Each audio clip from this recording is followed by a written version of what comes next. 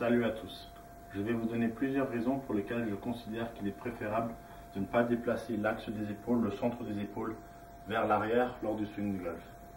Donc la première raison, c'est pour le contact de balle. On veut toujours pouvoir frapper le sol au même endroit et on veut toujours avoir contact balle d'abord puis terre. Donc si on prend l'analogie d'un compas, le compas tourne autour d'un point fixe, il est ainsi beaucoup plus facile de contrôler la trajectoire de la tête de club et de contrôler là où le club va venir percuter le sol.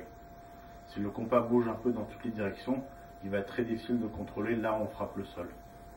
Donc si on prend le golfeur, la golfeuse qui a déplacé l'axe des épaules vers l'arrière au backswing, pour pouvoir faire un bon contact balle puis terre, ils vont devoir faire un mouvement latéral très important et rapide pour ensuite pouvoir bien frapper la balle, faire un bon contact. Ceci sera bien entendu soumis au timing de ce joueur, donc d'une journée à une autre, cela peut être très différent. Ce n'est pas une façon consistante de jouer. Deuxièmement, c'est pour la vitesse de swing.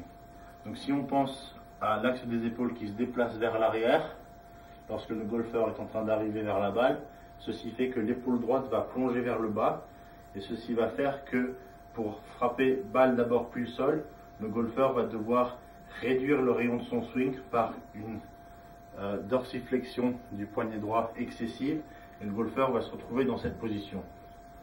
Ceci a pour effet de réduire le rayon du swing, ce qui a pour effet de réduire la circonférence du swing. Si la circonférence du swing est plus petite, ça veut dire qu'en km/h, la tête de club est en train de voyager plus lentement. Donc cela réduit la vitesse de swing. Donc de bons exemples de joueurs qui font cela sur le circuit, je pense à Scott Plank et je pense à Shane Butch, qui sont deux des joueurs les moins longs du circuit, qui les deux, au moment de l'impact, ont l'épaule qui plonge, les mains très en avant, on réduit leur rayon, on réduit leur circonférence de swing. Donc si vous entendez quelqu'un vous dire d'avoir votre poids vers l'arrière, votre tête qui bascule vers l'arrière pour générer de la puissance, en réalité cela est contre-productif.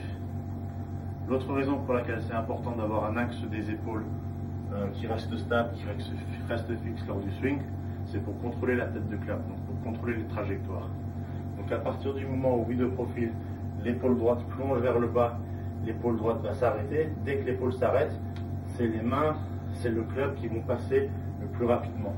Donc la face de club va se fermer très rapidement dans la zone d'impact, ce qui fait qu'il sera très difficile de contrôler exactement là où elle est au moment de l'impact. Donc difficile de contrôler la direction du coup.